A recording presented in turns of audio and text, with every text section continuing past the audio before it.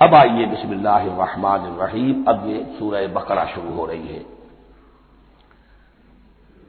سورۃ البقرہ جو 286 آیات پر مشتمل ہے، تقریباً 2.5 پاروں پر پھیلی ہوئی ہے۔ ہر شخص جانتا ہے کہ یہ قرآن حکیم کی حجم کے اعتبار سے سب سے بڑی سورت ہے، لیکن یہ معاملہ صرف حجم کا نہیں ہے۔ نبی اکرم صلی اللہ علیہ وسلم نے اسے سنام القرآن قرار دیا ہے۔ آپ نے فرمایا لکل شیء سنام، ہر چیز کی ایک چوٹی ہوتی ہے، جیسے اونٹ کا کوہان ہوتا ہے۔ وسنام القرآن البقرہ، سنام القرآن، قرآن کی چوٹی جو ہے وہ سورۃ البقرہ ہے۔ یہ نوٹ کر لیجئے جو میں نے کل آپ کو جو مختلف مکی اور مدنی صورتوں کے گروپوں کے بارے میں بتایا تھا کہ یہاں سے اب پہلی منزل بھی شروع ہو رہی ہے اور پہلا گروپ بھی شروع ہو رہا ہے، اور اس کے ساتھ جو اگلی صورت آئے گی وہ اس کا جوڑا ہے، سورہ آل عمران، جس کی سب سے نمایاں علامت یہ نوٹ کیجیے، یہ بھی الف لام میم سے شروع ہوئی، اگلی بھی الف لام میم سے شروع ہوگی۔ اس کے بعد 2 صورتیں مدنی اور ہیں، لیکن ان دونوں میں نہ حروف مقطعات ہے نہ کوئی اور تمہیدی کلام ہے، براہ راست خطاب سورہ نساء میں یا ایھا الناس اور سورہ مائدہ میں یا ایھا الذین آمنوا، کوئی تمہیدی بات نہیں، کوئی حروف مقطعات نہیں، براہ راست خطاب۔ وہ ایک جوڑا ہے سورہ نساء اور سورہ مائدہ، اور یہ ایک جوڑا ہے سورہ بقرہ اور سورہ آل عمران۔ سورہ بقرہ اور سورہ آل عمران کو نبی اکرم صلی اللہ علیہ وسلم نے الزہراوین بھی قرار دیا ہے۔ زہرا کہتے ہیں بڑی روشن چیز کو، یہ حضرت فاطمہ رضی اللہ تعالی عنہا کے نام کے ساتھ آتا ہے، فاطمۃ الزہراء، تو زہرا بہت روشن دمکتی ہوئی شے۔ الزہراوین، یہ 2 نہایت دمکتی ہوئی صورتیں ہیں جو قیامت کے دن 2 بدلیوں کی شکل میں ظاہر ہوں گی، حضور نے فرمایا، اور جو لوگ ان صورتوں سے محبت کرتے تھے ان پر سایہ کریں گے۔ اللہم ربنا اجعلنا منہم، ہمیں اللہ تعالیٰ ان میں شامل فرما دے۔ اس سورہ مبارکہ کو 2 حصوں میں تقسیم سمجھیے۔ ویسے تو یہ کہ رکوع آئیں گے، پارے بھی بدلیں گے اس میں، لیکن حصے 2 ہیں۔ پہلے حصے میں اصل روئے سخن سابقہ امت مسلمہ سے ہے، یہود سے، بنی اسرائیل سے۔ دوسرے حصے میں اصل خطاب موجودہ امت مسلمہ سے ہے، امت محمد سے صلی اللہ علیہ وسلم۔ پہلے حصے میں 18 رکوع ہیں، لیکن آیات 152 ہیں۔ دوسرے حصے میں 22 رکوع ہیں، لیکن آیات 134 ہیں۔ گویا کہ اس سے آپ کو توازن نظر آئے گا کہ اگرچہ ادھر رکوعوں کی تعداد کم ہے 18، لیکن آیات کی تعداد زیادہ ہے 152۔ دوسرے حصے میں رکوعوں کی تعداد زیادہ ہے 22، لیکن آیات کی تعداد 134۔ اسی لیے اس کا ایک نام میں نے تجویز کیا ہے، وہ اس لیے تاکہ کچھ حقائق آپ کے ذہنوں میں ان ناموں کے حوالے سے بھی انشاءاللہ محفوظ ہو جائیں گے۔ سورۃ الامتین، 2 امتوں کی صورت، اس لیے کہ تقریباً نصف اس کی ساری بحث جو ہے، مرکزی بحث، وہ سابقہ امت مسلمہ بنی اسرائیل، اور دوسرا نصف اس میں سارا خطاب وہ ہے موجودہ امت مسلمہ یعنی امت محمد صلی اللہ علیہ وسلم۔ اس کا جو پہلے 18 رکوع ہے یا پہلا حصہ ہے، اس کے اندر ڈویژن فردر ہوگی ورٹیکل، عمودی، پہلے 4 رکوع، پھر 10 رکوع، پھر 4 رکوع۔ لیکن جو 22 رکوع ہیں دوسرے حصے کے، دوسرے نصف کے، اس میں ڈویژن جو ہے جو ہاریزونٹل ہے، وہ افقی تقسیم ہے، عمودی نہیں، افقی۔ وہ میں بعد میں بیان کروں گا جب ہم وہاں پہنچ جائیں گے۔ ان کو پہلے سمجھ لیجئے کہ اس پہلے حصے کی جو تقسیم میں نے کی ہے، پہلے 4 رکوع، پھر 10 رکوع اور پھر 4 رکوع۔ پہلے 4 رکوع یوں سمجھیے کہ پورے قرآن مجید کے لیے اس کی حکمت اور فلسفے کا جو حصہ مکی قرآن میں بیان ہو چکا تھا اس کا خلاصہ ہے۔ جب یہ سورت نازل ہو رہی ہے تو یہ تو مدینہ میں حضور تشریف لا چکے ہیں، 12-13 سال جو ہے گزر چکے ہیں، اور ان 12-13 سالوں کے دوران 2/3 قرآن نازل ہو چکا ہے۔ اس میں جو بھی حکمت، فلسفہ اور بنیادی دعوت، یہ جو چیزیں مکی قرآن میں بیان ہوئی، ان کا خلاصہ نچوڑ نکال کر یہاں 4 رکوعوں میں رکھ دیا گیا۔ اگرچہ ان میں بھی جب گہرائی میں آپ دیکھیں گے تو روح سخن جو ہے وہ بنی اسرائیل کی طرف ہے، وہ میں بعد میں عرض کروں گا، لیکن اضافی طور پر یہ سمجھ لیجئے کہ پورے مکی قرآن کے حکمت اور پیغام کا خلاصہ ان 4 رکوعوں میں۔ پھر 10 رکوع ہیں جن میں براہ راست خطاب ہے سابقہ امت مسلمہ، یا بنی اسرائیل۔ اس کے بھی 2 حصے ہیں۔ پہلے ایک رکوع میں دعوت ہے، بڑا انداز اس کا بڑا پیارا ہے، اس میں دعوت ہے، ایمان لاؤ محمد پر صلی اللہ علیہ وسلم۔ اور اس کے بعد 9 رکوع ہیں ملامت کے، ملامت، تنقید، تم نے یہ کیا اور یہ کیا اور یہ کیا، ہم نے یہ احسان کیے، یہ احسان کیے، یہ احسان کیے، تم نے یہ ناشکری کی، یہ ناشکری کی، یہ ناشکری کی۔ اور اس سب کا نتیجہ آخری 4 رکوعوں میں ہے کہ اب تمہیں اس منصب سے معزول کیا جا رہا ہے جس پر تم 2000 برس تک فائز رہے، اور تمہیں ہٹا کر اب ایک نئی امت محمد کی شکل میں جو وجود میں آ چکی ہے صلی اللہ علیہ وسلم، اسے اس پر فائز کیا جا رہا ہے۔ اور اس کی علامت کے طور پر اسے میں کہا کرتا ہوں کورونیشن، تاج پوشی۔ ایک امت معذور، دوسری امت اس کا نصب ہو رہا ہے، اس کی تاج پوشی کے لیے سمبل، علامت کیا ہے؟ قبلہ تحویل۔ وہ قبلہ یروشلم، سابقہ امت کا قبلہ اب ادھر رخ نہیں ہوگا، اب اہل توحید کا قبلہ یہ مکے کی طرف ہوگا، بیت اللہ کی طرف ہوگا۔ تو تحویل قبلہ کا مضمون ہے جو ان 4 رکوعوں میں آتا ہے۔ تو یہ میں نے تھوڑی سی تمہید جو ہے آپ کے سامنے رکھ دی ہے۔ اب بسم اللہ کیجیے۔ بسم اللہ الرحمن الرحیم، الف لام میم۔ الف لام میم یہ حروف مقطعات ہیں،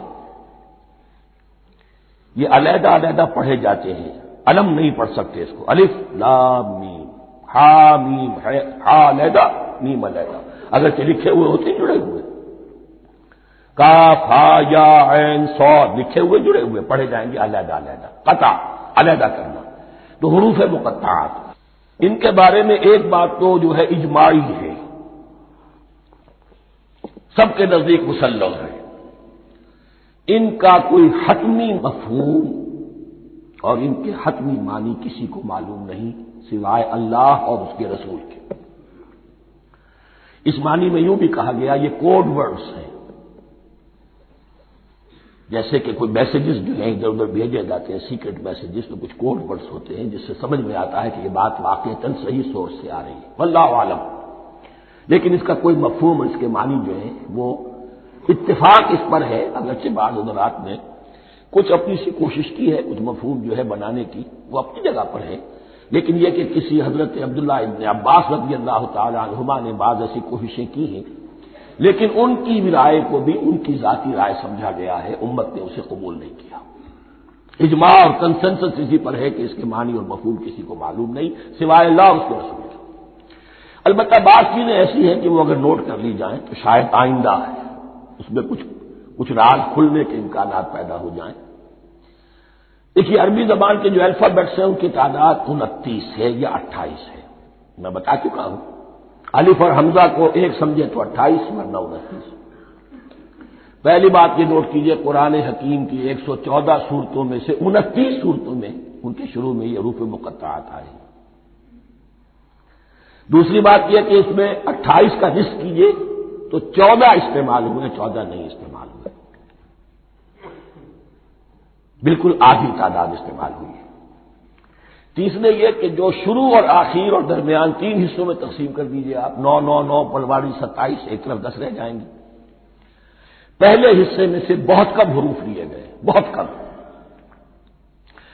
آخری حصے کے تقریباً تمام حروف ہیں، تقریباً۔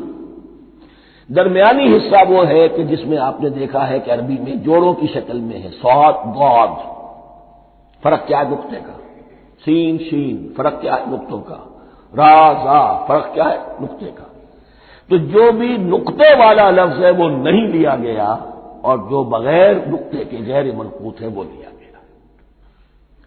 پھر اس میں 3 صورتیں ہیں جن میں ایک ایک حرف آیا ہے، سورہ قاف، سورہ نون، سورہ صاد۔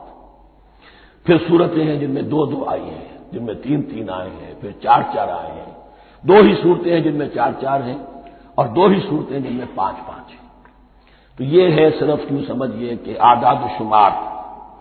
اس کے حوالے سے کچھ آدمی غور کرے تو شاید کوئی بات نکلے۔ باقی وہ مثال میں آپ کو بتا دیتا ہوں کہ حضرت عبداللہ ابن عباس نے ایک رائے ظاہر کی کہ الف لام میم در حقیقت ایک جملے کا خلاصہ ہے، انا اللہ اعلم۔ پہلا لفظ انا، اس کا الف لے لیا، درمیانی لفظ اللہ، اس کا درمیانی لام لے لیا، تیسرا لفظ اعلم، یہ آخری لفظ ہے، آخری حرف میم لے لیا، انا اللہ اعلم، میں اللہ جانتا ہوں، واللہ اعلم، واقعتاً اللہ ہی جانتا ہے۔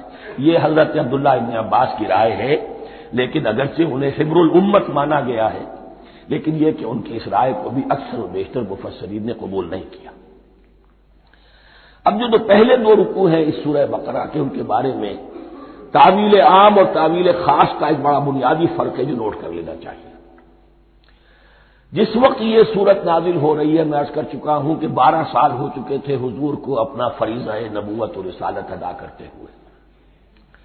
ایک جماعت اچھی بھلی تیار ہو چکی تھی جنہوں نے حضور کی دعوت پر لبیک کہا، ایمان لائے اور آپ کی تعلیمات پر عمل کیا۔ وہ ایک گروہ موجود تھا، یہ ابو بکر ہے، یہ عمر ہے، یہ عثمان ہے، یہ طلحہ ہے، یہ زبیر ہے، یہ عبد الرحمن ابن عوف ہے، یہ مصعب بن عمیر ہے، دیکھ لو۔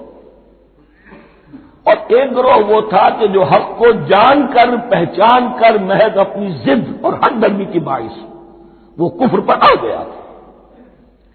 اور اب ایک تیسرا گروہ پیدا ہو رہا تھا مدینے میں آ کر، وہ ابھی ایمبریونک سٹیج میں ہے کہ جو داعی ہے، مدعی ہے کہ ہم مانتے ہیں لیکن حقیقت میں نہیں مانتے۔ یہ 3 قسم کے گروہ دنیا میں ہمیشہ پائے جائیں گے، ہمیشہ۔ اب اسے میں اس کو لا رہا ہوں تعویل عام کی طرف۔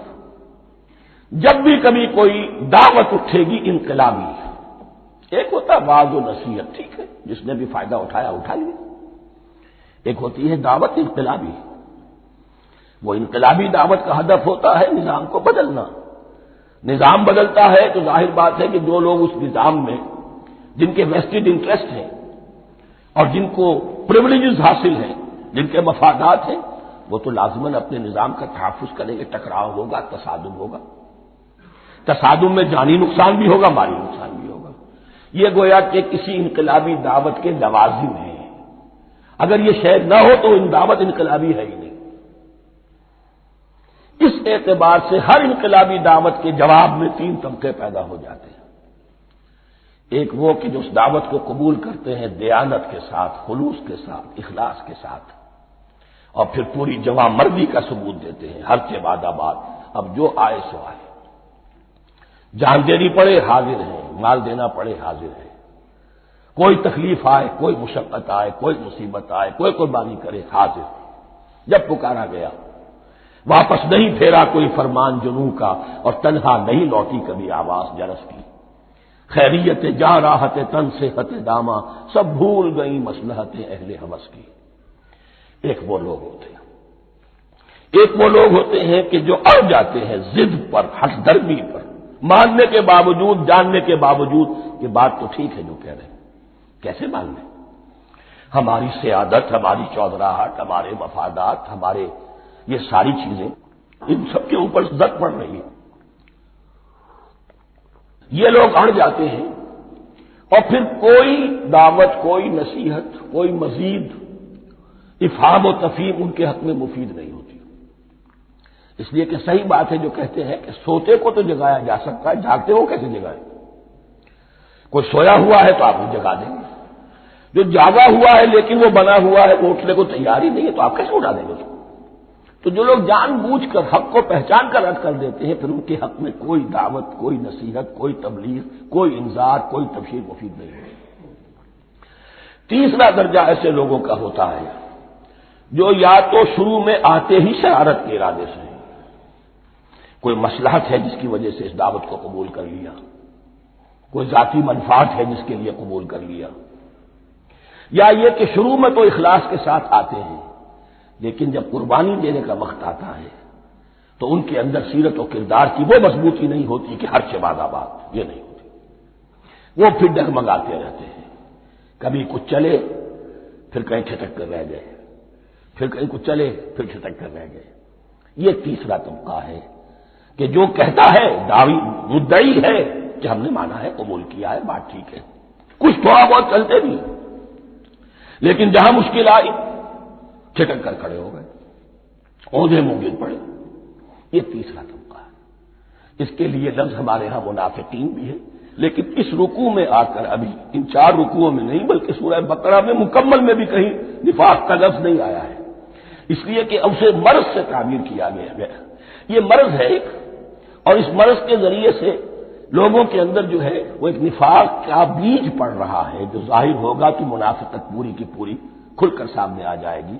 روگ ہے انسانی شخصیت کا، اس حوالے سے وہ تیسری، اور یہ چونکہ اہم ترین حصہ تھا اور یہ مرض اب شروع ہو رہا تھا، مدینے میں، مکے میں نہیں تھا، لہذا زیادہ تفصیل سے اس کے بارے میں گفتگو ہوئی۔ اعوذ باللہ من الشیطان الرجیم، بسم اللہ الرحمن الرحیم، الف لام میم، ذالک الکتاب لا ریب فیہ، صدق اللہ العظیم۔ الف لام میم حروف مقطعات ہیں جن کے بارے میں عرض کر چکا ہوں۔ ذالک الکتاب لا ریب فیہ، یہ وہ کتاب ہے اس میں کوئی شک نہیں۔ الکتاب اس لیے کہا گیا ہے کہ قرآن مجید کی پیشنگوئیاں اور خوشخبریاں سابقہ کتابوں میں موجود تھیں، اور کیونکہ اس سورہ مبارکہ میں اصل خطاب کا رخ جو ہے وہ ہے سابقہ امت مسلمہ کی طرف، تو ذالک کتاب نہیں کہا گیا، ذالک کتاب لا ریب فیہ نہیں، ذالک الکتاب، یہ وہ کتاب ہے، کتاب موعود ہے جس کی پیشنگوئیاں تورات اور انجیل میں موجود تھیں۔ لا ریب فیہ، اس میں کوئی شک نہیں۔ حرف اورا ریب، نئے، تبدیل، نئے، یہی الفاظ آئے ہیں سورہ سجدہ کے شروع میں بھی، الف لام میم تنزیل الکتاب لا ریب فیہ رب العالمین، لا ریب فیہ من رب العالمین، فیہ ھدی للمتقین۔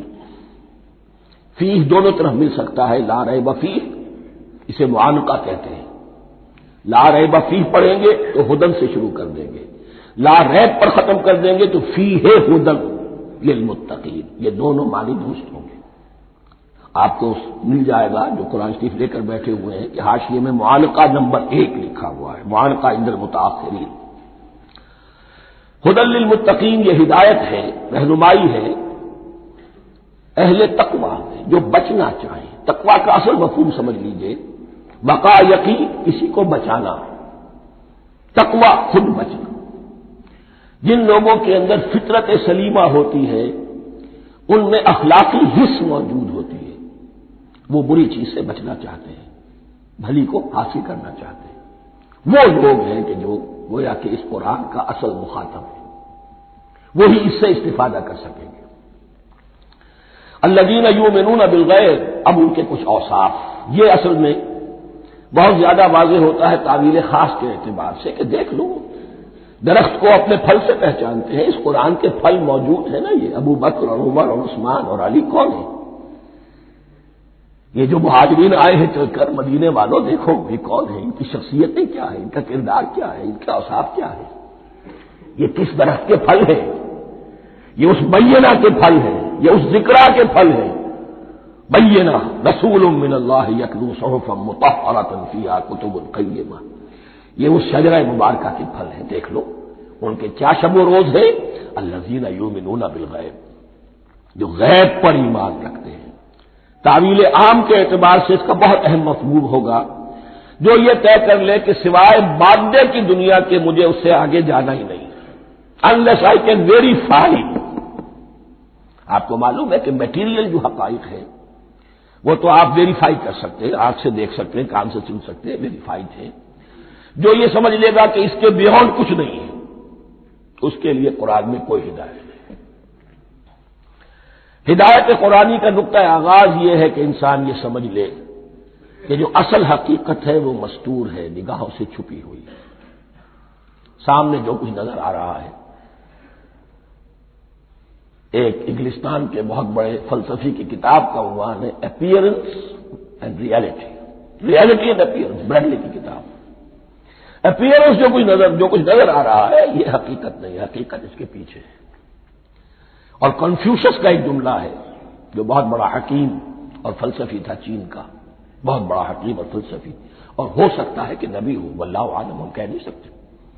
اس کی تعلیم بڑی اخلاقی تعلیم ہے، اور اس کا جملہ سنیے، یہ یؤمنون بالغیب کی اس سے زیادہ صحیح تصریح ممکن نہیں۔ There are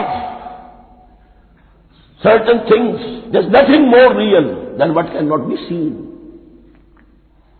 And there's nothing more certain than what cannot be heard.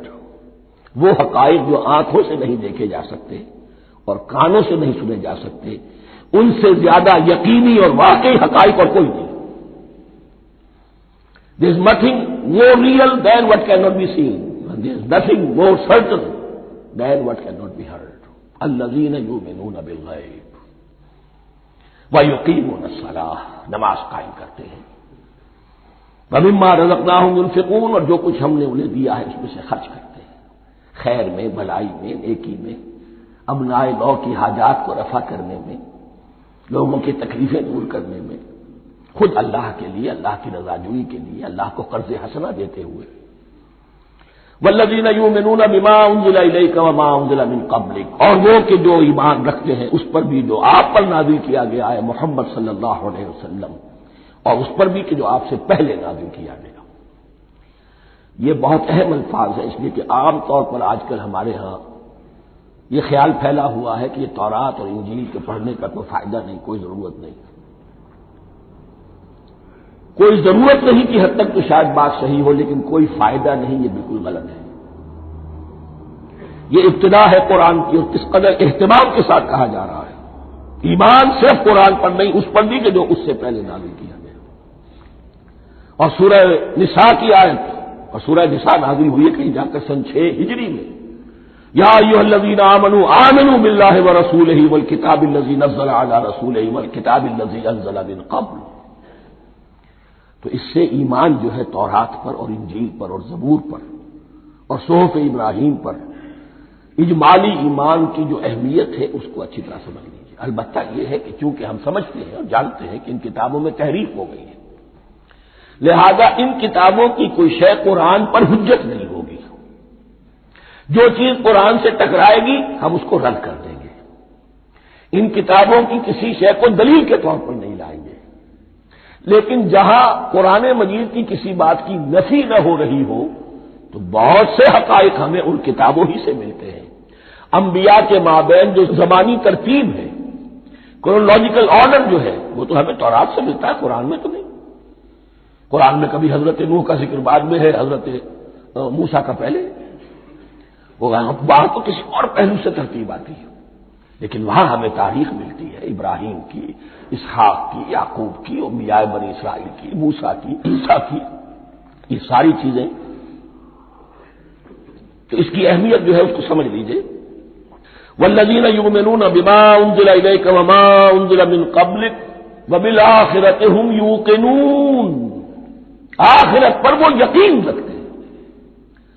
Note کرنے والی بات کیا ہے کہ باقی سب چیزوں کے لیے لفظ ایمان آیا، آخرت کے لیے ایقان کیوں؟ واقع یہ ہے کہ انسان کے عمل کے اعتبار سے سب سے زیادہ مؤثر شے ایمان بالآخرہ ہے۔ ایمان بالآخرہ ہے تو عمل سیدھا رہے گا کہ ہاں مجھے جواب دہی کرنی ہے، جانا ہے، اٹھنا ہے، اللہ کے حضور حاضری ہے۔ اگر یہ یقین ہے تو عمل صحیح ہوگا۔ اس میں کمی ہو گئی تو توحید جو ہے وہ بھی بس ایک عقیدہ، ایک ڈوگما بن کے رہ جائے گی۔ ایمان بالرسالت بھی بدعات کو جنم دے گا، عید میلاد نبی بنا لیجئے اور کچھ عشقیہ اشعار کہہ دیجئے، نعتیہ اشعار کہہ دیجئے، اللہ اللہ خیر صلی اللہ، یہ ایمان بالرسالت کے مظہر ہوں گے۔ عمل انسان کا درست ہوتا ہے آخرت کے یقین کے ساتھ. وبالآخرۃ ہم یوقنون، آخرت پر انہی کا یقین ہے، انہی کا یقین ہے. یہ حصر بھی ہے اس اعتبار سے کہ یہودی میں مدعی تھے کہ ہم آخرت پر یقین رکھتے ہیں، یہاں کنٹراسٹ دکھایا جا رہا ہے آخرت پر یقین رکھنے والے یہ لوگ ہیں. اور تعویل خاص کے اعتبار سے وہ لوگ موجود ہیں تمہاری نگاہوں کے سامنے. 13 برس کی محنت کی کمائی محمد الرسول اللہ صلی اللہ علیہ وسلم کی اس کتاب کی، یتلو علیہم آیاتہ ویزکیہم ویعلمہم الکتاب والحکمہ، اس کا جو نتیجہ ہے وہ تمہارے سامنے. اولئک علی ھدی من ربہم، یہ وہ لوگ ہیں جو اپنے رب کی طرف سے ہدایت پر ہیں. وہ ابتدائی ہدایت بھی ان کے پاس تھی اور یہ تکمیلی ہدایت بھی، قرآن پر بھی ان کا یقین پورا ہے اور محمد کا اتباع بھی وہ کر رہے ہیں. وَأُولَٰئِكَ هُمُ الْمُفْلِحُونَ، اور یہی وہ لوگ ہیں جو فلاح پانے والے ہیں. فلاح کا لفظ بھی قرآن مجید کی بڑی اہم اصطلاح ہے. منزل مراد کو پہنچ جانا، کسی باطنی حقیقت کا عیا ہو جانا. اسی لیے اس پر پھر گفتگو انشاءاللہ ہوگی سورہ مومنون کے شروع میں. لیکن یہ کہ فلاح پانے والے، کامیاب ہونے والے اصل میں یہی لوگ ہیں. تو گویا کہ تعویل خاص میں صحابہ کرام کی طرف اشارہ ہو گیا، تعویل عام میں ہر شخص کو بتا دیا گیا اگر قرآن کی ہدایت سے مستفید ہونا ہے تو یہ اوصاف اپنے اندر پیدا کرو. اب دوسرا گروہ، ان الذین کفروا سواء علیہم انذرتہم ام لم تنذرہم لا یؤمنون، یقیناً جن لوگوں نے کفر کیا، اور یہاں مراد کیا ہے؟ جو کفر پر اڑ گئے. اس کو ہم تعویل عام میں نہیں لے سکتے، اس لیے کہ اگر تو ہم اس کو عام میں لے لیں گے تو اس کے معنی تو یہ ہوں گے جس شخص نے کسی وقت کفر کیا اب وہ ہدایت پر آ ہی نہیں سکتا. نہیں، یہ بات نہیں ہے. کوئی کفر میں ہے، وہ غالطے کی بنا پر ہے، عدم توجہی کی بنا پر ہے، حق اس پر واضح نہیں ہوا ہے اس لیے ہے، تو آپ اسے سمجھائیں گے، انذار و تبشیر سے اسے فائدہ ہو جائے گا، واعظ و نصیحت سے اسے فائدہ ہو جائے گا. ایک وہ ہے کہ جو حق کو سمجھ کر پہچان کر اور پھر اڑ گئے، ضد کی وجہ سے، ہٹ دھرمی کی وجہ سے، تعصب کی وجہ سے، تکبر کی وجہ سے، حسد کی وجہ سے. ان الذین کفروا، ایسے لوگوں کا معاملہ کیا ہے؟ سواء علیہم انذرتہم ام لم تنذرہم لا یؤمنون، برابر ہے ان کے لیے خواہ آپ انہیں سمجھائیں خواہ نہ سمجھائیں، ڈرائیں نہ ڈرائیں، انذار فرمائیں نہ کریں، لا یؤمنون، وہ ایمان لانے والے نہیں. وہی بات جو میں نے کہی تھی کہ سوتے کو جگایا جا سکتا ہے، جاگتے کو کیسے جگائیں. ختم اللہ علی قلوبہم وعلی سمعہم وعلی ابصارہم غشاوہ، ان کے دلوں پر اللہ نے مہر کر دی ہے. کیوں کر دی ہے؟ یہ ابتداءً مہر نہیں ہوئی، جب حق کو پہچان کر انہوں نے رد کر دیا، اس کی پاداش میں، اس کی سزا کے طور پر. ختم اللہ علی قلوبہم، اللہ نے ان کے دلوں پر مہر کر دی ہے، وعلی سمعہم، اور ان کی سماعت پر بھی، وعلی ابصارہم غشاوہ، اور ان کی آنکھوں کے سامنے پردہ پڑ چکا ہے. یہ مضمون سورہ یاسین کے شروع میں پھر آئے گا بہت شر و بست کے ساتھ. وَلَهُمْ عَذَابٌ عَظِيمٌ، اور ان کے لیے تو اب بہت بڑا عذاب ہے. یہ دوسرا گروہ ہو گیا. ایک رکوع میں 2 کو سمیٹ لیا گیا، کل ابھی 7 آیتیں ہوئی ہیں. ایک وہ گروہ جس نے قرآن مجید کی دعوت سے صحیح استفادہ کیا، ان میں طلب ہدایت کا مادہ موجود تھا، ان کی فطرتیں سلیم تھیں، ان کے سامنے دعوت آئی، قبول کی، اور قرآن کے بتائے ہوئے راستے پر چلے. وہ گلے سرسبد ہیں، وہ شجرہ قرآنی کے نہایت مبارک اور مقدس، وہ اس کے پھل ہیں. ایک گروہ وہ ہے جس نے حق کو پہچانا لیکن اس کو رد کر دیا اپنے تعصب یا ہٹ دھرمی کی وجہ سے. ان کا ذکر آ گیا بہت اختصار کے ساتھ، اس لیے کہ ان کا ذکر آپ کو بہت تفصیل سے مکی صورتوں میں ملے گا. اب آیا تیسرا گروہ، وَمِنَ النَّاسِ، اور لوگوں میں کچھ ایسے بھی ہیں، مَن يَقُولُ آمَنَّا بِاللَّهِ وَبِالْيَوْمِ الْآخِرِ وَمَا هُم بِمُؤْمِنِينَ، جو کہتے تو یہ ہے کہ ہم ایمان رکھتے ہیں اللہ پر بھی اور یوم آخر پر بھی، مگر وہ حقیقت میں مومن نہیں ہے. یہاں ایک بات سمجھ لیجئے، اکثر اور بیشتر مفسرین نے اس تیسری کیٹیگری کے بارے میں یہی رائے قائم کی ہے کہ یہ منافقین مذکور ہیں یہاں، اگرچہ لفظ منافق یا لفظ نفاق نہیں آیا یہاں، لیکن مولانا میاں اصلاحی صاحب نے ایک رائے ظاہر کی ہے جو بڑی قیمتی ہے، وہ یہ کہ یہاں ایک کردار کا نقشہ کھینچ دیا گیا ہے، غور کرنے والے غور کر لیں، دیکھ لیں، جس پر بھی وہ چسپاں ہو جائے۔ اور بالفعل جب یہ آیات نازل ہو رہی تھی تو دو طبقات پر یہ کردار نگاری جو ہے، یہ جو شخصیت کا ہیولہ کھینچا جا رہا ہے، وہ دو کے اوپر راست آ رہا تھا۔ ایک علماء یہود، وہ بھی کہتے تھے کہ ٹھیک ہے، محمد جو کہہ رہے ہیں ہم بھی اللہ کو مانتے ہیں، آخرت کو بھی مانتے ہیں، اسی لیے یہاں رسالت کا ذکر نہیں ہے۔ بھئی ہم محمد ہی کو نہیں مانتے نا صلی اللہ علیہ وسلم، باقی اگر 1.25 نبی آئے ہیں تو باقی 1.25 کو تو ہم مانتے ہیں، ایک محمد کو نہیں مانا، ایک عیسیٰ کو نہیں مانا، بس تو ہمیں بھی مانا جانا چاہیے کہ ہم بھی مسلمان ہیں۔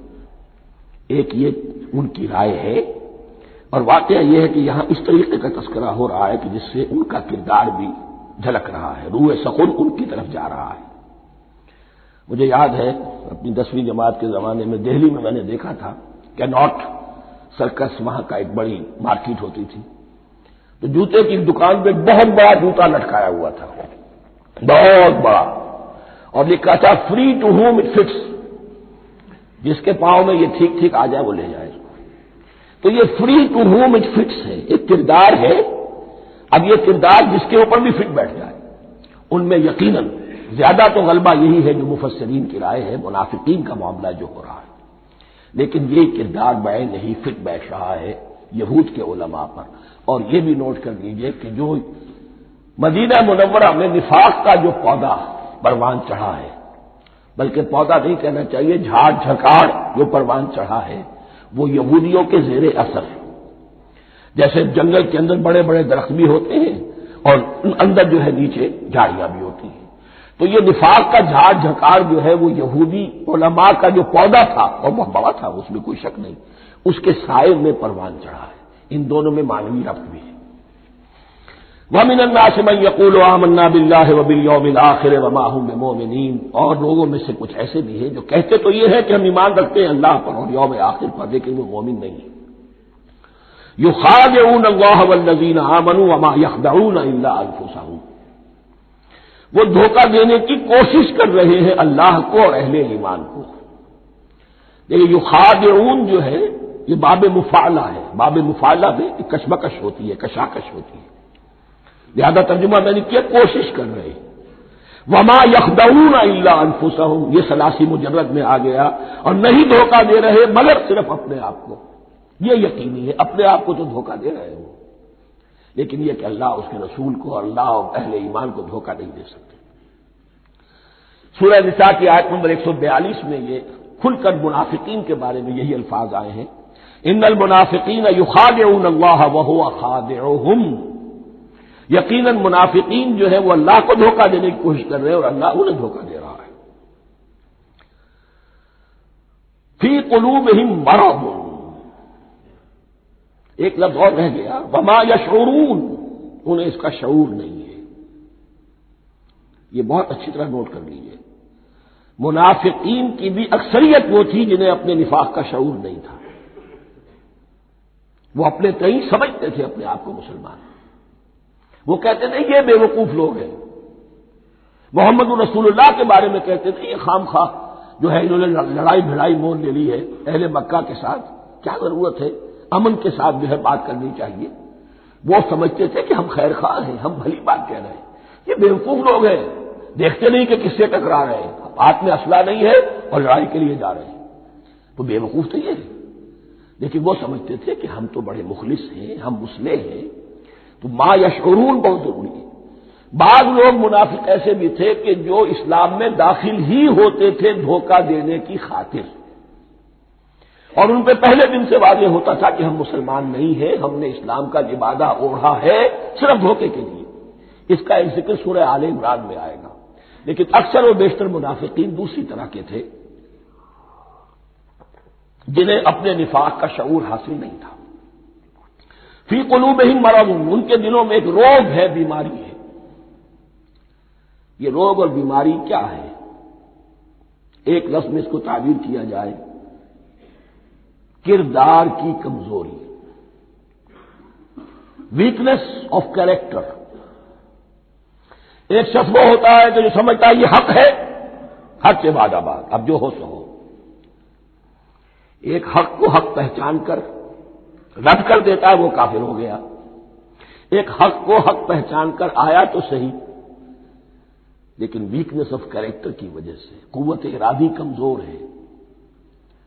آخرت بھی چاہتے ہیں، دنیا کو بھی ہاتھ سے دینے کو تیار نہیں. یہاں کا بھی کوئی نقصان نہ ہو اور آخرت کا بھی سارا بھلا ہمیں مل جائے.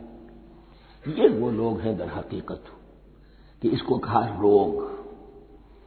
فی قلوبہم مرض فزادہم اللہ مرضا، تو اللہ نے ان کے مرض میں اضافہ کر دیا. یہ اللہ کی سنت ہے. آپ حق پر چلنا چاہیں، حق کا راستہ آپ کے لیے آسان کر دے گا. آپ برائی کی طرف جانا چاہیں، بڑی سے بڑی برائی آپ کے لیے ہلکی ہوتی چلی جائے گی. کوئی خاص بات ہی نہیں، چلو یہ بھی کر گزرو، جب یہ کر لیا تو یہ بھی کر گزرو. اور اگر آپ بین لٹکنا چاہیں تو اللہ اسی پہ چھوڑ دیتا ہے. ٹھیک ہے، آپ سمجھتے ہیں ہم کامیاب ہو رہے ہیں. ہم نے مسلمانوں کو بھی دھوکہ دے لیا، وہ ہمیں مسلمان سمجھتے ہیں، اور یہودیوں کو بھی دھوکہ دے لیا، وہ سمجھتے ہیں کہ ہم ان کے ساتھی ہیں، تو سمجھا کامیاب ہو رہے ہیں. حقیقت میں کامیابی نہیں. فی قلوبہم مرض فزادہم اللہ مرضا ولہم عذاب علیم بما کانوا یکذبون، اور ان کے لیے تو دردناک عذاب ہے. عذاب عظیم کا لفظ آیا تھا اوپر کفار کے لیے، وَلَهُمْ عَذَابٌ عَظِيمٌ، 7ویں آیت ختم ہوئی. اور عذاب علیم کا لفظ آیا یہاں، ان کے لیے دردناک المناک عذاب ہے. بما کانوا یکذبون، بسبب اس جھوٹ کے جو وہ بول رہے تھے. وَإِذَا قِيلَ لَهُمْ لَا تُفْسِدُوا فِي الْأَرْضِ، اور جب ان سے کہا جاتا تھا مت فساد کرو زمین میں. مراد کیا ہے اس سے؟ کہ جب محمد کو مان لیا کہ اللہ کے رسول ہیں، اب ٹھیک ٹھیک پیروی کرو، ان کے پیچھے چلو، ان کا حکم ہے تو جنگ کے لیے نکلو، ان کی طرف سے تقاضا آتا ہے مال پیش کرو، اور اگر تم اس سے کتراتے ہو تو فساد مچا رہے ہیں، جماعتی زندگی کے اندر فتنہ و فساد پیدا کرو. وَإِذَا قِيلَ لَهُمْ لَا تُفْسِدُوا فِي الْأَرْضِ قَالُوا إِنَّمَا نَحْنُ مُصْلِحُونَ، وہ کہتے تھے نہیں ہم تو صلح کرانے والے ہیں، اصلاح کرنے والے ہیں. ہم چاہتے ہیں لڑنا بیڑنا کوئی اچھی بات نہیں ہے، ٹکراؤ تصادم یہ کوئی اچھے کام تھوڑا ہی ہے. بس ٹھنڈے ٹھنڈے دعوت دیتے رہو، جو چاہے قبول کر لے، جو چاہے رد کر دے. خامخواہ یہ ٹکرانا اور یہ جنگ کرنا اور اللہ کے دین کو غالب کرنے کے لیے یہ قربانی دو اور یہ مصیبت جھیلو اور یہ مشقت برداشت کرو اور یہ چیز چھوڑو اور یہ ترک کرو، یہ کاہے کے لیے؟ وَإِذَا قِيلَ لَهُمْ لَا تُفْسِدُوا فِي الْأَرْضِ قَالُوا إِنَّمَا نَحْنُ مُصْلِحُونَ أَلَا إِنَّهُمْ هُمُ الْمُفْسِدُونَ وَلَٰكِن لَّا يَشْعُرُونَ. آگاہ ہو جاؤ کہ وہی ہے مفسد، فساد پھیلانے والے. اس لیے کہ محمد رسول اللہ کی دعوت ہے زمین میں اصلاح کے لیے. اس اصلاح کے لیے کچھ آپریشن کرنا پڑے گا. مریض اس درجے کو پہنچ چکا ہے کہ آپریشن کے بغیر اس کی شفا نہیں ہوگی. اب اگر تم اس کے راستے میں رکاوٹ بنتے ہو تو در حقیقت تم فساد مچا رہے ہو، لیکن تمہیں اس کا شعور نہیں. الا انہم هم المفسدون ولکن لا یشعرون. پھر دیکھیے نوٹ کیجیے، شعور نہیں ہے. شعوری نفاق اور شے ہے، غیر شعوری نفاق ہے کہ جس کا یہ سارا تذکرہ ہو رہا ہے. وَإِذَا قِيلَ لَهُمْ آمِنُوا كَمَا آمَنَ النَّاسُ، اور جب ان سے کہا جاتا ہے ایمان لاؤ جیسے دوسرے لوگ ایمان لائے. آخر دیکھو دوسرے یہ اہل ایمان ہیں، جب بلاوا آتا ہے فوراً لبیک حاضر ہوتے، جو بھی ہو.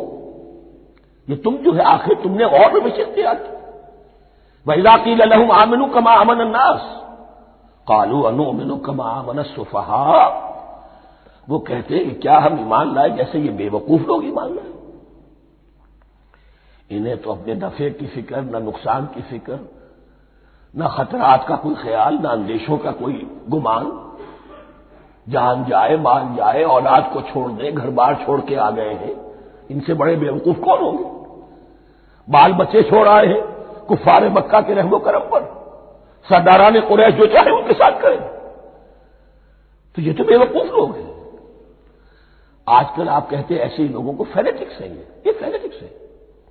دیکھ بھال کر چلنا چاہیے، دائیں بائیں دیکھ کر چلنا چاہیے، نفع نقصان کا خیال کر کے چلنا چاہیے. چاہے حق ہے ٹھیک ہے، لیکن بہرحال اپنی مصلحتوں کو بھی اور اپنے اہل و عیال کی مصلحتوں کو بھی دیکھنا چاہیے. یہ لوگ تو معلوم ہوتا ہے کہ بالکل دیوانے ہو گئے، فینیٹکس ہو گئے.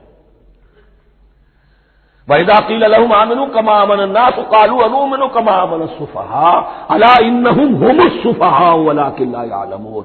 آگاہ ہو جاؤ کہ وہی بے وقوف ہیں لیکن انہیں علم نہیں ہے. وہ صادق الایمان جو ایمان کی ہر تقاضے کو پورا کرنے کے لیے ہر وقت حاضر ہے، ان سے بڑا عقل مند کوئی نہیں، ان سے بڑا سمجھدار کوئی نہیں. انہوں نے یہ جان لیا ہے کہ اصل زندگی آخرت کی زندگی ہے، یہ نہیں ہے. یہ تو عارضی ہے، کل نہیں آج ختم ہو جائے، آج نہیں ابھی ختم ہو جائے، کیا فرق پڑے گا؟ جانا تو ہے، اب نہیں تو کل، کل نہیں تو پرسوں جانا تو ہے. تو عقل تو ان کے اندر ہے. الا انہم هم السفہاء ولکن لا یعلمون واذا لقوا الذین آمنوا قالوا آمنا. اور جب یہ ملتے ہیں ان سے جو اہل ایمان ہیں تو کہتے ہیں ہم بھی ایمان رکھتے ہیں. اب یہ ان دونوں پر آئے گا. عام جو یہودی تھے وہ بھی کہتے تھے کہ ہم بھی تو آخر اللہ کو مانتے ہیں، آخرت کو مانتے ہیں. اور منافق تو تھے ہی جو رسول کو بھی مانتے تھے. وَإِذَا خَلَوْا إِلَىٰ شَيَاطِينِهِمْ. اور جب یہ اپنے شیطانوں کے پاس خلوت میں ہوتے ہیں، اور یہاں شیاطین سے مراد ہیں اہل کتاب یہود کے علماء، ان کے سردار، یا عبداللہ ابن ابی جو منافقین مدینہ کا سردار تھا. اگر وہ کبھی ملامت کرتا ہے دیکھو تم تو معلوم ہوتا ہے بالکل مسلمانوں میں شامل ہی ہو گئے پوری طرح سے، تمہیں کیا ہو گیا، تم ہر بات مان رہے ہو.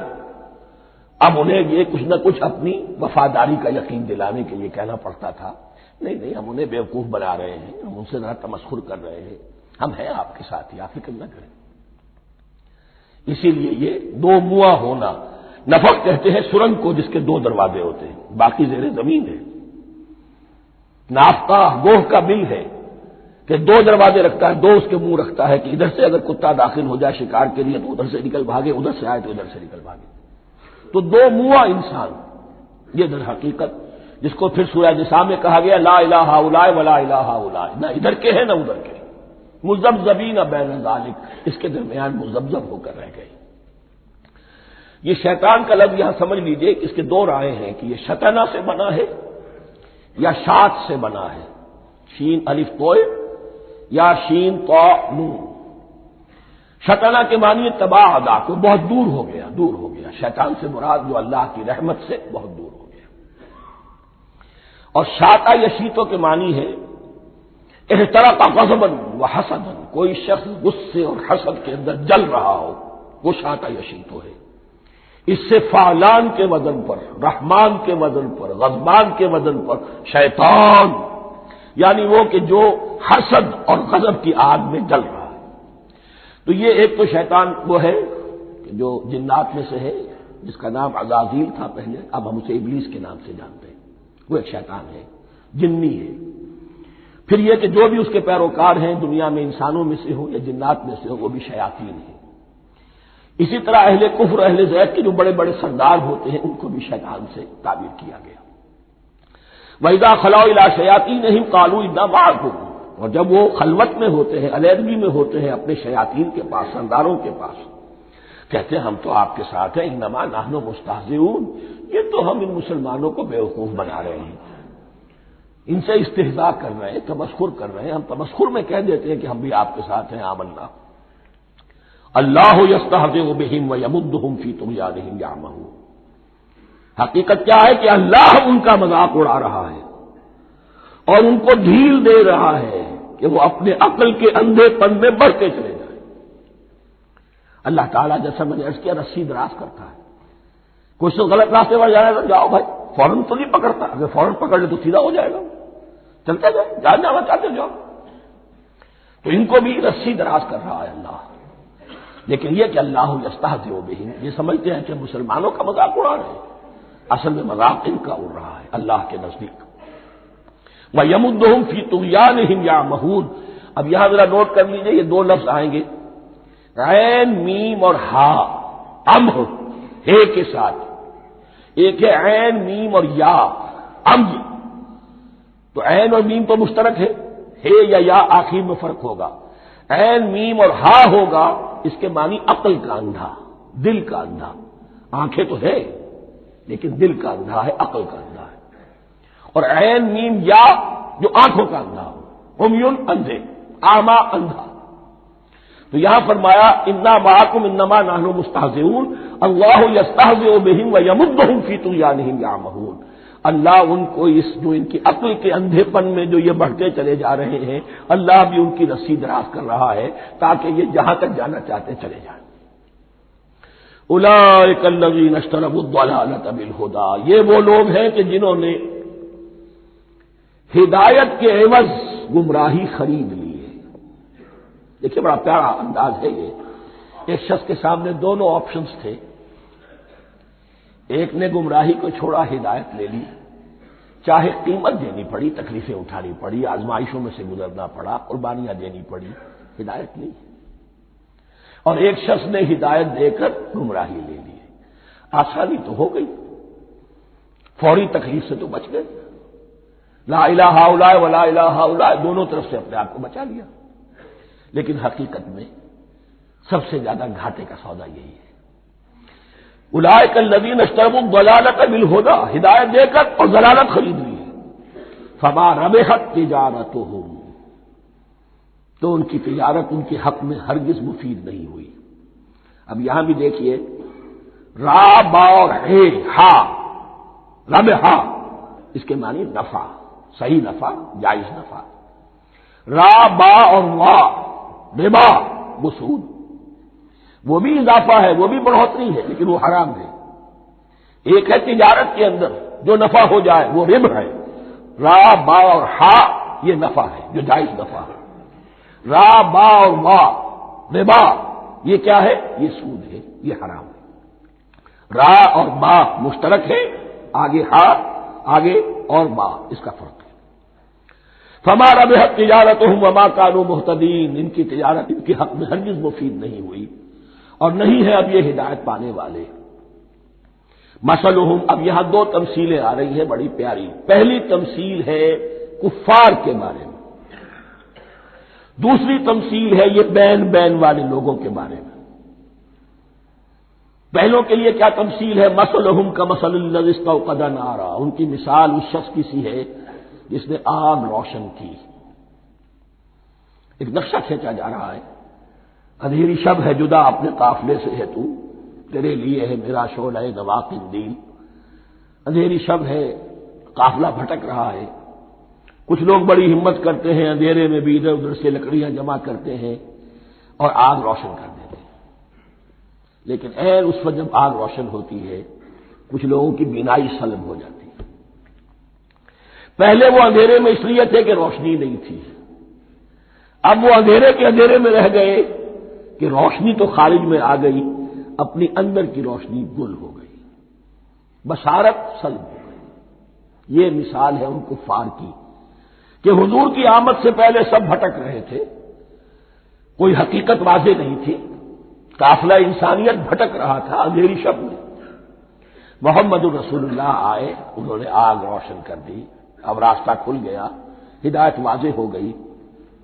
لیکن کچھ ضد یا تعصب یا تکبر یا حسد کی بنیاد پر کچھ لوگوں کی اندر کی بینائی ظاہر ہو گئی، تو وہ تو ویسے کے ویسے بھٹک رہے ہیں، جیسے پہلے اندھیرے میں تھے ویسے ہی اب اندھیرے میں ہے۔ روشنی میں آنے والے تو وہ ہے، دیکھ لو جن کا ذکر سب سے پہلے ہوا ہے۔ مثلہم کمثل الذی استوقد نارا، اس شخص کی سی ہے کہ جس نے آگ روشن کی۔ فلما اضاءت ما حولہ، جب اس آگ نے اپنے ماحول کو گردا گرد کو روشن کر دیا، ذهب اللہ بنورہم، اللہ ان کی نور بصارت کو لے گیا، سلب کر لیا اللہ نے۔ وترکہم فی ظلمات لا یبصرون، اور چھوڑ دیا انہیں ان اندھیروں کے اندر کہ وہ کچھ نہیں دیکھتے۔ صم بکم عمی فہم لا یرجعون، اسم کہتے ہیں بہرے کو، سم جمع ہے اس کی، سم۔ اب کمو کہتے ہیں گونگے کو، بکمن اس کی جمع ہے۔ آما کہتے ہیں اندھے کو، عمیٌ اس کی جمع ہے۔ یہ بہرے ہیں، گونگے ہیں، اندھے ہیں، فہم لا یرجعون، اب یہ لوٹنے والے نہیں۔ یہ کون ہے؟ ابو جہل ہے، ابو لہب ہے، ولید بن مغیرہ ہے، عقبہ ابن ابی معیط ہے۔ یہ سب کے سب ابھی زندہ ہے جب یہ آیات نازل ہو رہی ہیں. ابھی تو غزوہ بدر ہوگا سن 2 ہجری میں، اور اس میں یہ سب جو ہے واصل جہنم ہوں گے. ابھی تک تو ہے نا. یہ لوگ ہو گئے اس کی مثال. مثلهم كمثل الذي استوقد نارا فلما أضاءت ما حوله ذهب الله بنورهم وتركهم في ظلمات لا يبصرون صم بكم عمي فهم لا يرجعون. اب دوسری مثال، او كصيب من السماء، یا بڑی زور کی بارش برس رہی ہے آسمان سے. فيه ظلمات، اس میں اندھیرے بھی ہیں، ورعد، اور گرج ہے، وبرق، اور بجلی چمک رہی ہے. یجعلون اصابعهم فی آذانهم من الصواعق حذر الموت. کچھ لوگ ہیں کہ جو اپنی انگلیاں اپنے کانوں کے اندر ٹھونسے ہوئے ہیں کہ وہ جو کڑک ہے اس سے ان کی جانیں نہ نکل جائیں، موت نہ آ جائے. کڑکا ایسا ہے کہ اس کڑکے سے بچنے کے لیے اپنی انگلیاں اپنے کانوں میں ٹھونس رکھی ہیں، حذر الموت، موت کے خوف سے. واللہ محیط بالکافرین، اللہ ایسے کافروں کا احاطہ کیے ہوئے ہیں، بچ کر کہاں جائیں گے. یکاد البرق یخطف ابصارهم، قریب ہے کہ بجلی ان کی نگاہوں کو لے جائے، ان کی بینائی کو سلب کر لے. کلما ضاء لهم، لیکن ہوتا کیا ہے، جب ذرا روشنی ہوئی تو چل لیے. مشوا فیہ، بجلی چمکی، کچھ نظر آ گیا دائیں بائیں تو کچھ تھوڑا سا چل لیے. وَإِذَا أَظْلَمَ عَلَيْهِمْ، اور جب تاریکی ان پر طاری ہو گئی، قاموا، کھڑے کے کھڑے رہ گئے. یہ نقشہ ہے ان کا کہ ایک طرف بارش ہو رہی ہے، قرآن مجید ہے، آسمان سے نازل ہو رہا ہے، یہ ماہ مبارکہ ہے، یہ کتاب مبارک ہے، لیکن یہ کہ اس کے ساتھ کڑکے ہیں، گرج ہے، کفر سے مقابلہ ہے، کفر کی طرف سے دھمکیاں ہیں، اندیشے ہیں، خطرات ہیں، امتحانات ہیں، آزمائشیں ہیں. ذرا کہیں حالات کچھ بہتر ہوئے، کچھ جسے بریدنگ سپیس کہتے ہیں ملی تو تھوڑا سا چلیے، ہم بھی مسلمان ہیں، کوئی خاص موقع نہیں ہے، کسی جنگ کے لیے بلایا نہیں جا رہا ہے تو بڑھ چڑھ کے باتیں کر رہے ہیں، اپنے ایمان کا اظہار بھی کر رہے ہیں. جیسے ہی کوئی آزمائش آئی چھٹک کر کھڑے کے کھڑے رہ گئے. وَلَوْ شَاءَ اللَّهُ لَذَهَبَ بِسَمْعِهِمْ وَأَبْصَارِهِمْ، اللہ چاہتا تو ان کی سماعت اور بصارت کو بھی سلب کر لیتا، لیکن اللہ کا قانون یہی ہے، جو جہاں رہنا چاہے اس نے آزادی ارادہ دی ہے انسان کو. تم اگر مومن صادق بن کر رہنا چاہتے ہو اس کو آسان کر دے گا تمہارے لیے. تم نے اپنے تعصب کی وجہ سے، اپنے تکبر کی وجہ سے کفر کا راستہ اختیار کیا، اللہ اسی کو کھول دے گا. تم بیچ میں لٹکنا چاہتے ہو، لٹکتے رہو. اللہ تعالیٰ جو ہے جبرن کسی کو نہ حق پہ لائے گا، نہ جبرن کسی کو باطل پر لے کر جائے گا. اس لیے کہ جبر اگر ہو تو پھر امتحان کا معاملہ ختم، پھر جزا و سزا بیکار ہے، غیر منطقی ہے، غیر معقول ہے. ان اللہ علی کل شیء قدیر، یقیناً اللہ تعالیٰ ہر چیز پر قادر ہے. یہ 2 رکوع اس اعتبار سے کہ انسانی شخصیتوں کا سمجھنا، اور جیسا کہ میں نے عرض کیا تعویل عام ذہن میں رکھیے، جب بھی کبھی کوئی دعوت حق اٹھے گی، اگر وہ واقعتاً کل کے کل حق کی دعوت ہے اور اس میں انقلابی رنگ ہے کہ باطل سے پنجہ آزمائی کرنی ہے، باطل کو نیچا دکھانا ہے، حق کا غلبہ کرنا ہے، تو یہ 3 قسم کے افراد لازماً ہمیشہ وجود میں آ جائیں. ان کو پہچاننا، ان کے کردار کی جو اصل جو اس کے پیچھے پس منظر ہے اس کو جاننا بہت ضروری ہے.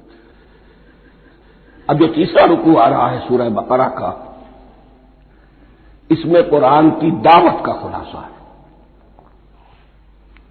قرآن کیا ماننے کی دعوت دیتا ہے، اس کی پکار کیا ہے. جیسا کہ میں عرض کر چکا ہوں 2/3 قرآن پہلے نازل ہو چکا ہے، پس منظر میں ہے. ہمارے لیے اس ترتیب مصحف کے اعتبار سے وہ قرآن بعد میں آئے گا، ترتیب نزولی کے اعتبار سے وہ پس منظر میں موجود ہے. لیکن کیونکہ یہاں پر مصحف کے اندر یہاں سے آغاز کیا جا رہا ہے، لہذا اس کا خلاصہ جو ہے لب لباب یہ ایک رکوع میں، اور قرآن کے فلسفے کا اور اس کے بعد نہایت ہی اہم جو موضوعات ہیں اور مسائل ہیں ان کا ذکر پھر 4تھے رکوع میں. ابھی ہم تیسرا رکوع پڑھ رہے ہیں. یا ایھا الناس اعبدوا ربکم الذی خلقکم والذین من قبلکم لعلکم تتقون، اے لوگو بندگی اختیار کرو اپنے اس رب کی، اپنے اس مالک کی جس نے تمہیں پیدا کیا، اور نہ صرف تم کو پیدا کیا، تم سے پہلے جتنے لوگ گزرے انہیں بھی پیدا کیا تاکہ تم بچ سکو۔ یہ قرآن کی دعوت کا خلاصہ ہے، اور یہ نوٹ کر لیجئے یہ تمام انبیاء اور رسل کی دعوت یہی تھی۔ اب جب پڑھیں گے سورہ اعراف پڑھیں گے، سورہ شعراء پڑھیں گے، ایک ایک کا نام لے کر ان اعبدوا اللہ واطیعون، ہر رسول کی دعوت یہ تھی اللہ کی بندگی کرو، میری اطاعت کرو۔ یا قوم اعبدوا اللہ ما لکم من الہ غیرہ، اے میری قوم کے لوگوں اللہ کی بندگی کرو، تمہارا کوئی الہ اور معبود اس کے سوا نہیں ہے۔ پھر عضو قرآن یہی عبادت رب انسان کی تخلیق کی غایت ہے، وما خلقت الجن والانس الا لیعبدون، ہم نے جنوں اور انسانوں کو پیدا ہی صرف اس لیے کیا ہے کہ ہماری بندگی کریں۔ لیکن یہاں ایک فرق بہت بڑا ہے، تمام رسولوں کی دعوت یہی ہے، محمد رسول اللہ کی بھی یہی ہے، لیکن بڑا فرق کیا ہے؟ باقی تمام رسولوں کی دعوت آپ کو ملے گی یا قوم، اے میری قوم کے لوگوں، یہاں ہے یا ایھا الناس، اے بنی آدم، اے بنی نوع انسان۔ معلوم ہوا کہ تمام رسول حضور سے پہلے صرف اپنی اپنی قوموں کی طرف آئے ہیں، پہلے اور آخری اور کامل رسول ہیں اللہ کے محمد صلی اللہ علیہ وسلم، جن کی دعوت آفاقی ہے۔ یا ایھا الناس، یا قوم نہیں، یا ایھا الناس اعبدوا ربکم الذی خلقکم والذین من قبلکم۔ اس میں دلیل بھی آ گئی کہ عام طور پر لوگ جو ہے غلط راستے پر اس دلیل سے جمے رہتے ہیں کہ ہمارے آباء و اجداد کا راستہ یہی تھا۔ تو بھائی جیسے تم مخلوق ہو ایسے ہی وہ بھی تو مخلوق تھے، جیسے تم خطا کر سکتے ہو وہ بھی تو خطا کر سکتے تھے۔ لہذا یہ نہ دیکھو کہ آباء و اجداد کا راستہ کیا تھا، دیکھو یہ کہ حق کیا ہے، لعلکم تتقون، تاکہ تم بچ جاؤ، دنیا میں افراط و تفریط کے دھکوں سے بچ جاؤ گے، آخرت میں اللہ کے عذاب سے بچ جاؤ گے۔ ان دونوں سے اگر بچنا ہے تو اللہ کی بندگی کی روش اختیار کرو۔ اچھا کس رب کی؟ الذی جعل لکم الارض فراشا والسماء بناء، جس نے تمہارے لیے زمین کو فرش بنا دیا اور آسمان کو چھت بنا دیا۔ وانزل من السماء ماء، اور آسمان سے پانی برسایا، فاخرج به من الثمرات رزقا لکم، اور پھر اس پانی کے ذریعے سے زمین سے میووں کی شکل میں، پیداوار کی شکل میں تمہارے لیے رزق اگایا۔ فلا تجعلوا للہ اندادا وانتم تعلمون، تو ہرگز نہ اللہ کا مد مقابل کسی کو ٹھہراؤ جانتے بوجھتے۔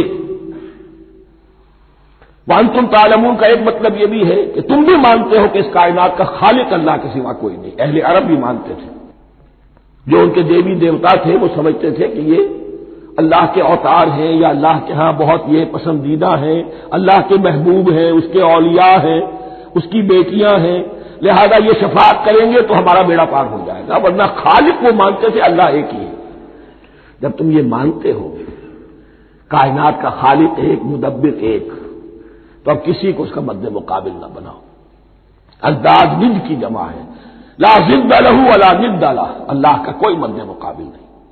اس میں یہاں تک بات ہے کہ حضور اس درجے، اس توحید کی باریکیوں تک پہنچا کر گئے ہیں اس امت کو کہ کسی صحابی نے ایسے ہی کہہ دیا ما شاء اللہ وما شئت، جو اللہ چاہے اور جو آپ چاہیں۔ حضور نے فوراً ٹوک دیا اجعلتنی للہ ندا، کیا تو نے مجھے اللہ کا مد مقابل بنا دیا ہے؟ اس کائنات میں مشیت صرف ایک کی چلتی ہے، کسی اور کی مشیت اس کی مشیت کے تابع پوری ہو جائے، لیکن مشیت مطلقہ صرف اس کی ہے۔ یہاں تک کہ حضور سے فرمایا گیا کہ اے نبی آپ کے لیے یہ ممکن نہیں ہے جسے چاہے ہدایت دے دیں، انک لا تہدی من احببت ولکن اللہ یہدی من یشاء۔ اگر یہ اختیار میں ہوتا تو ابو طالب دنیا سے بغیر ایمان لائے نہ جاتے۔ فلا تجعلوا للہ اندادا وانتم تعلمون۔ اب ان دو آیتوں میں تو یوں سمجھیے توحید نظری بھی اور توحید عملی بھی۔ توحید عملی کیا ہے؟ بندگی صرف اسی کی ہو۔ اب آیا ہے رسالت کا معاملہ، وَإِن كُنتُمْ فِي رَيْبٍ مِّمَّا نَزَّلْنَا عَلَىٰ عَبْدِنَا، اگر تمہیں رسالت محمدی پر شک ہے صلی اللہ علیہ وسلم، اس کے کیا معنی ہے؟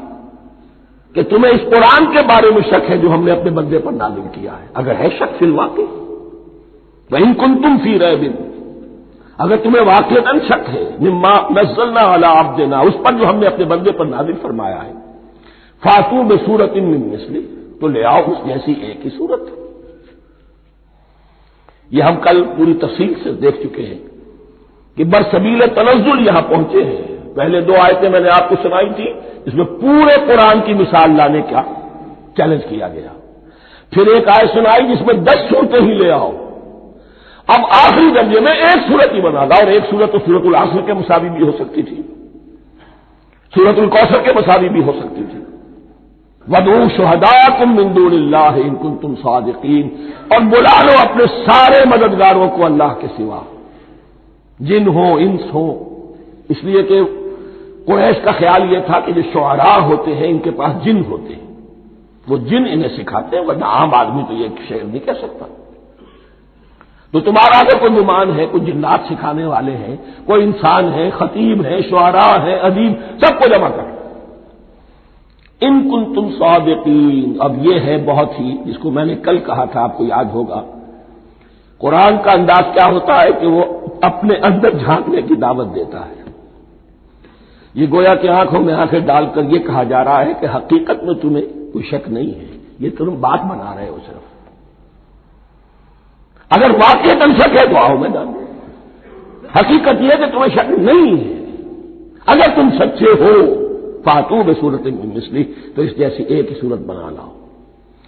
فإن لم تفعلوا، اگر انداز دیکھیے تحدی کا اور چیلنج کا، پھر اگر تم یہ نہ کر پاؤ وَلَن تَفْعَلُوا، اور ہرگز نہیں کر سکو گے، یہ چیلنج کون دے سکتا ہے؟ اللہ کے سوا کوئی نہیں دے سکتا۔ یہ انداز کسی کتاب کا نہیں ہے، ذالک الکتاب لا ریب فیہ، یہ کسی کا نہیں ہے۔ فإن لم تفعلوا وَلَن تَفْعَلُوا، پھر اگر تم نہ کر پاؤ اور تم ہرگز نہیں کر پاؤ گے، فاتقوا النار التي وقودها الناس والحجارہ، تو ڈرو اس آگ سے جس کا ایندھن بنے گے انسان اور پتھر۔ اعدت للکافرین، کافروں کے لیے تیار کر لی گئی ہے، بھڑکا دی گئی ہے۔ پتھروں کا ذکر خاص طور پر کیوں ہے؟ دو اس کے امکانات ہیں۔ آپ کو معلوم ہے کہ وہ جو پتھر کا کوئلہ ہوتا ہے اس کی آگ بڑی سخت ہوتی تھی، عام جو ہمارا یہ لکڑی کا کوئلہ ہوتا ہے اس کے مقابلے، اور دوسرے یہ بھی کہ چونکہ انہوں نے جو معبود تلاش کرتے تھے وہ پتھر کے ہوتے تھے، تمہارے ساتھ ہی تمہارے ان معبودوں کو بھی جھونکا جائے گا، وہ بھی جلیں گے، تاکہ تمہاری حسرت کے اندر اضافہ ہو۔ ان سے ہم دعائیں مانگا کرتے تھے، ان کے سامنے ماتھے ٹیکتے تھے، ان کے سامنے ڈنڈوت کرتے تھے، ان کو چڑھاوے چڑھاتے تھے۔ اب یہاں گویا کہ ایمان باللہ، توحید، ایمان بالرسالت اور ایمان بالآخرت، فاتقوا النار التي وقودها الناس والحجارہ اعدت للکافرین وبشر الذین آمنوا وعملوا الصالحات، اور بشارت دے دیجئے اے نبی ان لوگوں کو کہ جو ایمان لائے اور جنہوں نے نیک عمل کیے، ان لہم جنات تجری من تحتها الانہار، کہ ان کے لیے وہ باغات ہیں کہ جن کے دامن میں ندیاں بہتی ہوں گی۔ لفظی ترجمہ ہوگا جن کے نیچے ندیاں بہتی ہوں گی۔ مراد اس سے کیا ہے؟ عام فطری باغ وہ ہوتے تھے کہ جس میں ذرا اونچائی پر جو ہے درخت لگے ہوئے ہیں اور دامن میں ندی بہ رہی ہے، تو اس سے خود بخود جو ہے وہ اریگیشن، نیچرل اریگیشن ہو رہی ہے، درختوں کے جڑوں تک پانی پہنچ رہا ہے۔ بارہ ترجمہ آپ لفظی کریں، ان کے نیچے ندیاں بہتی ہوں گی، یا یہ کہ جن کے دامن میں ندیاں بہتی ہوں گی۔ کلما رزقوا منها من ثمرۃ رزقا، جب بھی کبھی انہیں دیا جائے گا کوئی پھل رزق کے طور پر کھانے کے لیے جنت میں، قالوا هذا الذي رزقنا من قبل، وہ کہیں گے یہ تو وہی شے ہے جو ہمیں پہلے بھی ملتی تھی۔ اس کا ایک مفہوم یہ ہے، یہ جو نزل ہے، ابتدائی جو ہے دعوت ہے، ابتدائی ضیافت جو ہوگی اس میں وہی چیزیں کہ جو معروف ہے، جانی پہچانی ہے۔ یہ رمان، یہ دیکھیے یہ انار آ رہا ہے خوبصورت، یہ انگور ہے خوبصورت، یہ نخیل ہے، یہ نخل ہے، یہ رطب ہے، لیکن ذائقے کے کوئی نسبت و تناسب بھی نہیں ہوگا۔ وہ کہیں گے یہ وہی شے ہے جو ہمیں پہلے ملتی تھی، وہ اتو بھی متشابہ، مشابہ تو ہوگی وہ، لیکن ان کے ذائقے میں زمین و آسمان کا فرق ہوگا۔ اور ایک یہ بھی مفہوم لیا گیا کہ آخرت میں جنت میں بھی وہی میوے ملتے رہیں گے، لیکن ان کا ذائقہ بدلتا رہے گا، شکل وہ ہوگی لیکن ذائقہ وہ نہیں رہے گا کہ جس سے انسان کی بھی طبیعت بڑھ جاتی ہے ایک ہی شے کو کھاتے ہوئے۔ وَلَهُمْ فِيهَا أَزْوَاجٌ مُطَهَّرَةٌ، اور ان کے لیے ہوں گے اس میں بہت ہی پاک باز، نہایت پاک کی ہوئی بیویاں ہوں گی۔ ازواج مطہرۃ وَهُمْ فِيهَا خَالِدُونَ، اور اس میں رہیں گے ہمیشہ ہمیشہ۔ یہ تو تین جو اصول ہیں دین کے دعوت ایمان، توحید اور رسالت اور معاد، ایمان باللہ، ایمان بالرسول، ایمان بالآخرہ۔ اب ذرا کچھ ضمنی مسائل ہیں کہ جو بعض کفار کی طرف سے، بعض معتزلین کی طرف سے پیش ہوتے تھے، وہ کبھی بھی اس چیلنج کا مقابلہ تو نہ کر سکے، میدان میں تو نہ آ سکے۔ یہ بالکل ایسی بات ہے جیسے کسی مصور کی تصویر پر اعتراض کرنے والے تو بہت تھے۔ جب کہا گیا کہ ذرا یہ لیجیے قلم، اس کو ٹھیک کر دیجیے، یہ برش آپ کے ہاتھ میں دیتا ہوں، اب سب پیچھے ہٹ گئے۔ تو کوئی صورت قرآن کے مقابلے میں لانا وہ تو ان کے لیے ممکن نہیں تھی، لیکن ادھر ادھر سے اعتراضات کرنے کے لیے جو زبانیں کھلتی تھی ان میں سے ایک اعتراض نقل کیا جا رہا ہے۔ وہ یہ تھا کہ وہ کہتے تھے کہ قرآن مجید میں مکھی کی تشبیہ آئی ہے، یہ تو بڑی حقیر سی ہے، اعلیٰ کلام ہو اور اعلیٰ متکلم ہو وہ ایسی حقیر چیزوں کا تذکرہ نہیں کرتا۔ بیت العنکبوت مکھی کا بھی ذکر ہے قرآن میں، اتنی حقیر شے کا، یہ کوئی اعلیٰ کلام نہیں۔ اس کا جواب دیا جا رہا ہے کہ اصل میں کہیں تشبیہ بیان کرنی ہے، تمثیل بیان کرنی ہے، تو دیکھنا یہ کہ جس شے کے لیے تشبیہ دی جا رہی ہے اس کی مناسبت والی شے ہو۔ شے کوئی بہت حقیر ہے تو کسی عظمت والی شے سے آخر کیسے تشبیہ دی جائے گی؟ وہ تو کسی حقیر شے سے ہی تشبیہ دی جائے گی تو جو اصل مقصد ہے تشبیہ کا وہ پورا ہوگا۔ ان اللہ لا یستحیی ان یضرب مثلا ما بعوضۃ فما فوقها، اللہ تعالیٰ کو تو اس میں کوئی جھجک نہیں ہے، کوئی شرم نہیں ہے کہ وہ مچھر کی مثال بیان کرے، تو اس سے اوپر، اب یا فوقها میں دونوں معنی ہو جائیں گے، یعنی کمتر اور حقیر ہونے میں اس سے بھی بڑھ کر، یا یہ کہ اس سے اوپر کی کوئی شے اس کی مثال دینے میں اللہ کو کوئی جھجک نہیں، اس لیے کہ مکھی بھی بہرحال مچھر سے تو ذرا بڑی شے ہے، اس معنی میں بھی ہو سکتا ہے فوقها، اور فوقها اس معنی میں بھی کہ اس سے بھی حقیر ہونے میں اس سے بھی بڑھ کر۔ فَأَمَّا الَّذِينَ آمَنُوا فَيَعْلَمُونَ أَنَّهُ الْحَقُّ مِنْ رَبِّهِمْ، تو جو لوگ صاحب ایمان ہیں وہ جان لیتے ہیں کہ یہ حق ہے ہمارے رب کی طرف سے۔ وَأَمَّا الَّذِينَ كَفَرُوا، اور جنہوں نے کفر کیا ہے، فَيَقُولُونَ مَاذَا أَرَادَ اللَّهُ بِهَذَا مَثَلًا، یہ کیا مثال اللہ نے دی، کیا ارادہ ہوا اللہ کا اس مثال کے ذریعے سے؟ ناک منہ چڑھا رہے ہیں، اعتراض کر رہے ہیں۔ اب جو آ رہا ہے اگلا جملہ وہ ہے بہت اہم، یضل بہ کثیرا ویہدی بہ کثیرا، اسی کے ذریعے سے اللہ بہتوں کو ہدایت دیتا ہے اور اسی کے ذریعے سے بہتوں کو گمراہ کرتا ہے۔ معلوم ہوا کہ ہدایت اور گمراہی اور ہدایت اور ضلالت انسان کی سبجیکٹو کنڈیشن کے اوپر دار و مدار ہے اس کا۔ آپ کے دل میں خیر ہے، بھلائی ہے، نیت صحیح ہے، طلب ہدایت، طلب علم، اس میں آپ سچے ہیں، آپ کو ہدایت مل جائے گی۔ دل میں زیغ ہے، کجی ہے، نیت میں ٹیڑھ ہے، فساد ہے، تو اسی کے ذریعے سے اللہ آپ کی گمراہی میں اضافہ کر دے گا۔ یضل بہ کثیرا ویہدی بہ کثیرا، لیکن اللہ کا یہ کسی کو ہدایت دینا اور کسی کو ضلالت دینا علل ٹپ نہیں ہے، کسی قاعدے اور قانون کے بغیر نہیں ہے۔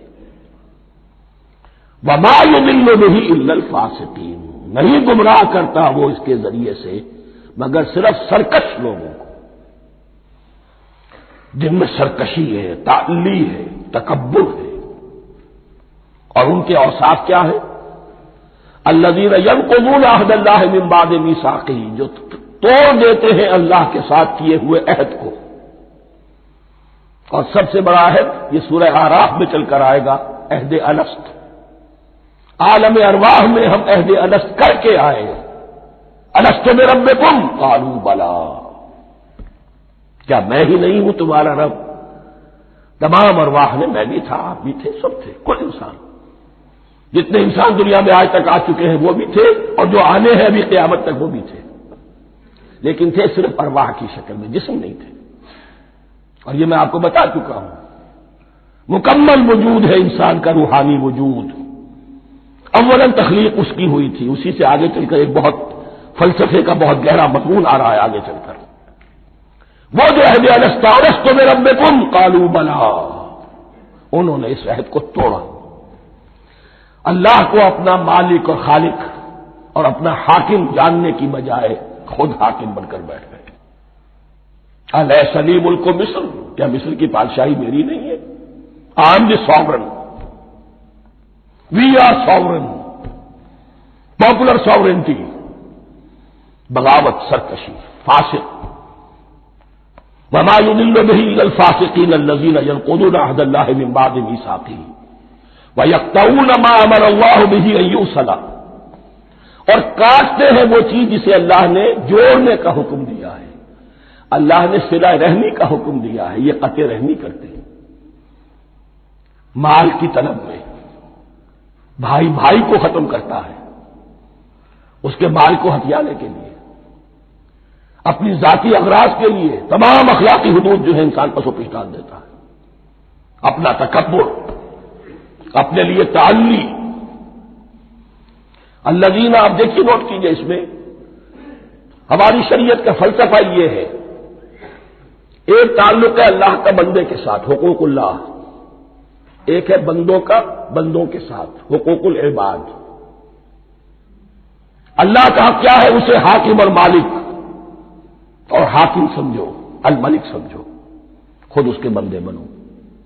انسانوں کا حق کیا ہے؟ کونوا عباد اللہ اخوانا، سب آپس میں بھائی بھائی اللہ کے بندے بن جاؤ۔ اور اس میں سب سے اہم ترین رحمی رشتہ ہے، سگے بھائی بہنیں، پھر دادی کے اوپر جا کر وہ کزنس آ جائیں گے، پر دادی پر جا کر اور جمع ہو جائیں گے، یہاں تک کہ آدم و حوا پر تمام انسان جمع ہو جائیں گے۔ تو رحمی رشتے کی بڑی اہمیت ہے۔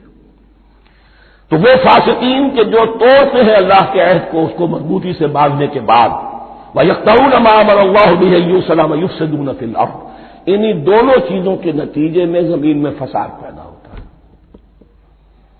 یا اللہ کی اطاعت سے باغی ہو گئے اور یا آپس میں ایک دوسرے کی گردنیں کاٹنے لگے۔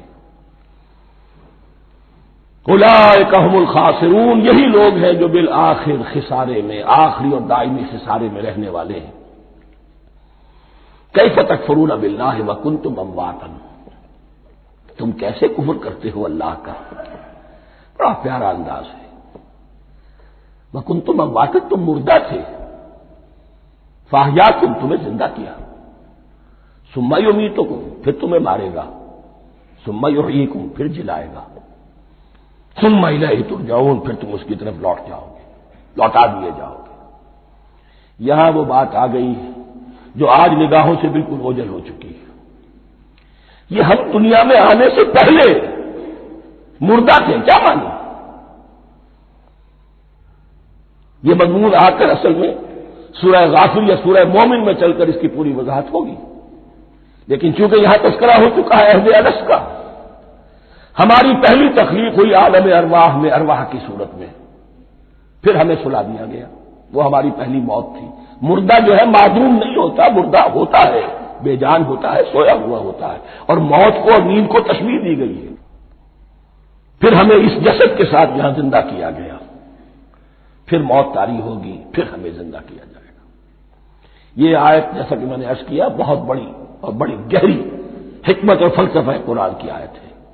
کیسے اللہ کا انکار کرتے؟ کون تم اموات، تم مردہ تھے، سوئی ہوئی ارواح کی شکل میں تھے، فاحیاکم، تمہیں جگایا، اس جسد کے ساتھ زندہ کیا، ثم یمیتکم ثم یحییکم، پھر تمہیں مارے گا، پھر جلائے گا، ثم الیہ ترجعون، پھر تم اس کی طرف لوٹا دیے جاؤ گے۔ اور اب اس کے بعد جو آخری آیت ہے هو الذی خلق لکم ما فی الارض جميعا، اس نے تمہارے لیے بنایا ہے جو کچھ بھی زمین میں ہے۔ اس میں خلافت کا مضمون آ گیا۔ حدیث میں آتا ہے انما الدنیا خلقت لکم وانتم خلقتم للآخرہ، یہ دنیا تمہارے لیے بنائی گئی ہے، تم آخرت کے لیے بنائے گئے ہو۔ هو الذی خلق لکم ما فی الارض جميعا، اس لیے کہ اگلی آیت پھر آ رہی ہے خلافت کی آیت، سارا کچھ زمین میں یہ بستر جو بچھایا اور یہ کائنات کو زمین کو سجایا تمہاری خلافت کے لیے۔ ثم استوى الى السماء فسواهن سبع سماوات، پھر وہ متوجہ ہوا آسمانوں کی طرف اور انہیں 7 آسمانوں کی شکل میں بنا دیا۔ جیسا کہ میں کل عرض کر چکا ہوں، یہ تاحال ابھی یہ آیات متشابہات میں سے ہے، 7 آسمانوں کی کیا حقیقت ہے ہم اس سے ابھی پورے طور سے واقف نہیں۔ وَهُوَ بِكُلِّ شَيْءٍ عَلِيمٌ، اور اسے ہر شے کا علم حقیقی حاصل ہے۔ بارک اللہ لی ولکم فی القرآن العظیم ونفعنی وإیاکم بالآیات والذکر الحکیم۔